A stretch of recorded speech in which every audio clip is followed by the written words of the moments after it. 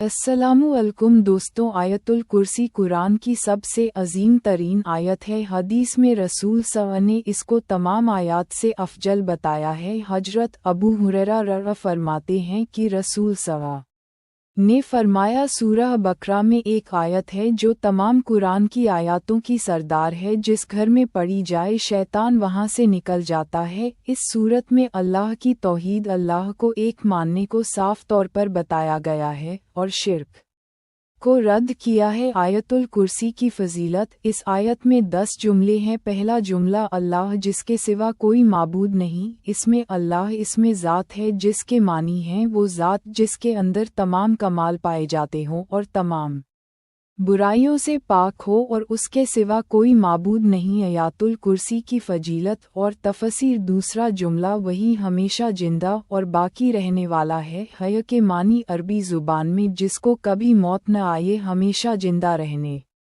वाला, और कय्यूम के मानी हैं जो खुद कायम रहे और दूसरों को भी कायम रखता और संभालता हो। और कय्यूम अल्लाह ताला की खास सिफत है जिसमें कोई भी उसका शरीक नहीं, क्योंकि जो चीज़ें अपने बाकी रहने में दूसरे की मोहताज हों वो किसी दूसरे को क्या संभाल सकती हैं। इसलिए किसी इंसान को कय्यूम कहना जायज़ नहीं, बल्कि अब्दुल कय्यूम का बंदा कहना चाहिए। जो लोग अब्दुल कय्यूम की जगह सिर्फ कय्यूम बोलते हैं गुनाहगार होते हैं। तीसरा जुमला, न उसको ऊँघ आती है न नींद, अल्लाह के सहारे ही सारी कायनात कायम है। इसलिए एक आम इंसान का ख्याल इस तरफ जा सकता है कि जो ज़ात इतना बड़ा काम कर रही है उसे भी किसी वक्त थकान होना चाहिए और कोई वक्त आराम और नींद के लिए चाहिए। लेकिन इस जुमले में महदूद और अदना सा इल्म रखने वाले इंसान को बता दिया गया कि अल्लाह को अपने जैसा न समझे। उसकी कुदरत के सामने ये काम कुछ मुश्किल नहीं और उसकी ज़ात नींद और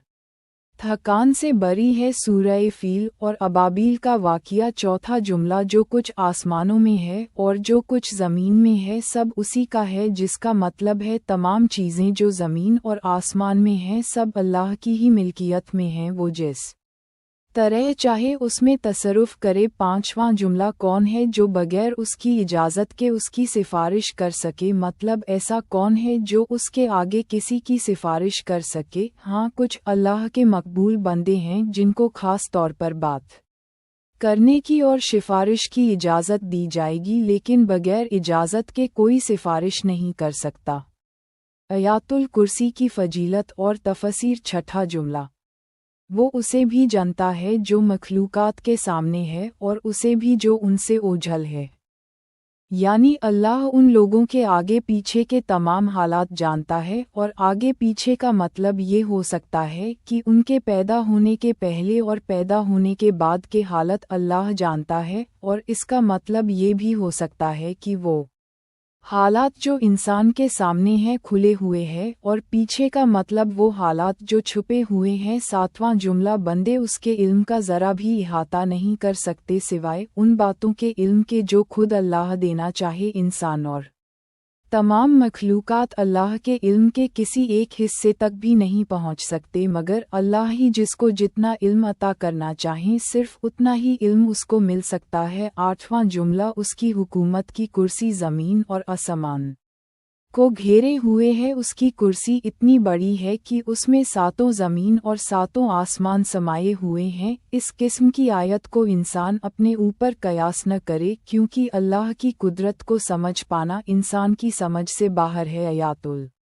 कुर्सी की फजीलत और तफसीर। नवां जुमला, ज़मीनों आसमान की हिफाजत उस पर दुश्वार नहीं। अल्लाह को ज़मीन व आसमान की हिफाजत कोई बोझ महसूस नहीं होती, बल्कि उसकी कुदरत के सामने ये आसान चीज़ें हैं। अल्लाह के नामों की फजीलत और वजीफ़े। 10वां जुमला, वह बहुत बुलंद और अजीम ज़ात है, यानी वो आली शान और अजीमुश शान है। पिछले 9 जुमलों में अल्लाह की जातो सिफ़ात के कमालात बयान हुए हैं। उनको देखने और समझने के बाद हर अक्ल वाला इंसान यही कहने पर मजबूर है कि हर इज़्ज़त, अजमत, बुलंदी व बरतरी सिर्फ़ अल्लाह ही को ज़ेबा है। बिस्मिल्लाहिर्रहमानिर्रहीम। अल्लाहु ला इलाहा इल्लहु अल हय्युल क़य्यूम ला तख़ुज़ुहु सिन्नतुन वला नौम लहू मा फ़िस समावाति وما فی الارض من جلزی یشفع عنہ الا بإذنہ یعلم ما بین ایدیہم وما خلفہم ولا یحیطون بشیء من علمہ الا بما شاء وسع کرسیہ السماوات والارض ولا یؤودہ حفظہما وہو العلی العظیم۔